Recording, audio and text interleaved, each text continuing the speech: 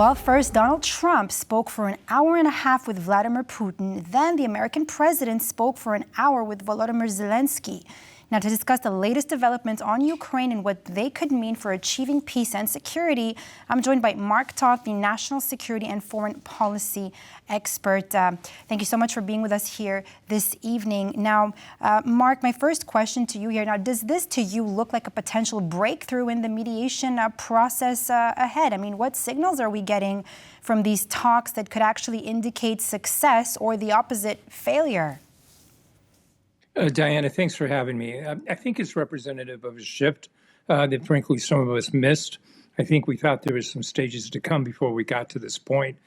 We were all believing that Lieutenant General Keith Kellogg was going to be leading these negotiations with for the U.S. In Moscow before he went back to Trump, and to get these kind of statements that are coming, not just from him, but Secretary Pete Hegseth, who was at the NATO Ukraine contact group meeting earlier today. So it's somewhat surprising. I think it's too soon to know how fruitful they'll be.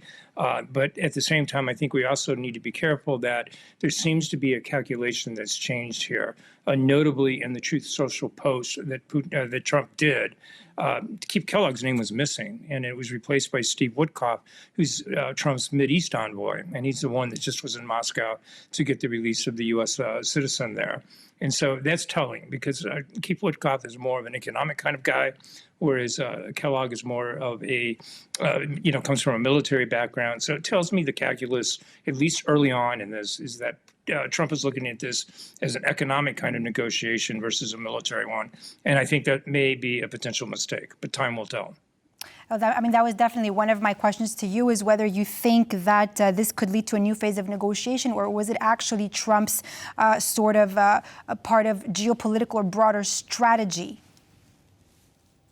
Yeah, it could be. I mean, Trump clearly, since he's taken office, come tomorrow, he'll be in office only 23 days, has really adopted a style of chaos. And we've seen that in multiple areas around the globe, be it his comments on Greenland, on Canada, on the Panama Canal, Gaza, and the like. And so some of this is just him trying to stay ahead of the curve so that the media, everyone else, can't catch up. And he may have been trying to catch Putin off guard as well. But certainly he's trying to drive the agenda. The days of the U.S. chasing the agenda are long gone. And what we're seeing now is a more assertive White House trying to control it. But again, it just remains to be seen if this is good strategy. We just don't know enough yet about what Trump is willing to concede here. I am concerned, I will say, though, at the outset, that it seems to be that there's a lot of concessions being made before these negotiations get deeper. And by that, I mean, for instance, suggesting that Ukraine is not going to be a member of NATO, I think is a mistake. To suggest that the U.S. wouldn't participate in any kind of peacekeeping force in a post-war Ukraine is a mistake. So those are the kind of things that I'm kind of puzzled by why Trump is taking this approach when he's giving Putin wins before they ever sit down together and talk. I mean, I know that a lot of the details, I mean, like we heard our correspondent just earlier also brief us a little bit on that. He's in Kyiv.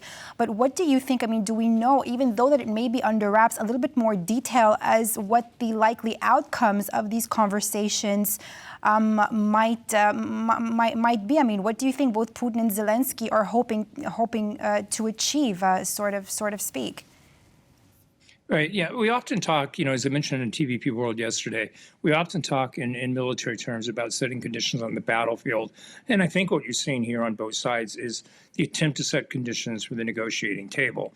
If you're coming at it from Putin's standpoint, he seems, at the outset that he's got an opportunity here to get everything that he wasn't able to do so far on the battlefield in terms of getting parts of Ukraine, in terms of ceding territory, et cetera. If you're Trump, it looks like he's trying to get the conditions set so that he can bring an end to this war and get something out of it.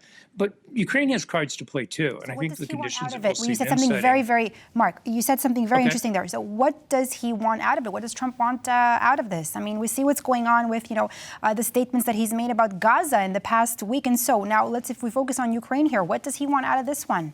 Another real estate deal or what?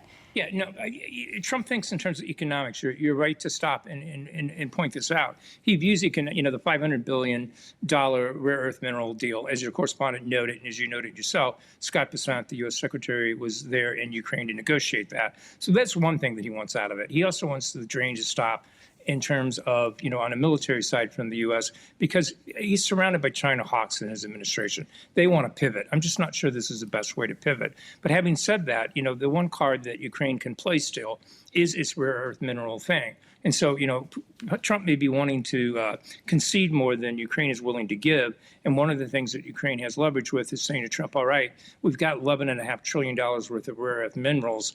If you want that, our $500 billion is going to have to buy some kind of better U.S. security assistance than seemingly you're willing to offer at this point.